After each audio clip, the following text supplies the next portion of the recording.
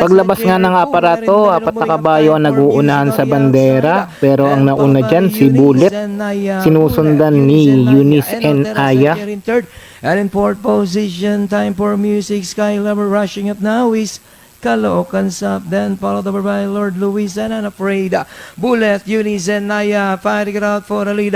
And Teresa Cher is in third position. Time for Music in fourth is Sky Lover Unafraid. Sa tagpong ito, bakbakan pa rin sa bandera si Bullet at Eunice and Aya, habang nasa pangatlong pwesto si Eno Teresa Cher. Here comes Caloocan Sap. Eunice and Naya moving up now. Eno Teresa Cher to take the lead. It's now Eno Teresa Cher, Eunice and Naya. Time for Pagdating music. dito sa palikuan at home stretch, bakbakan pa rin sa unahan ang mga bandera. Eunice and Naya, Sky Lover moving up. Dito naman sa labas, ang lakas ng remate ni Caloocan Sap. Caloocan Sap, Sky Lover, Eno Teresa Cher, Caloocan Sap. At dito ngayon nalagpasan na ni Caloocan Sap sila Eno Teresa Cher at si Sky Lover. Eno Teresa Cher, time for music.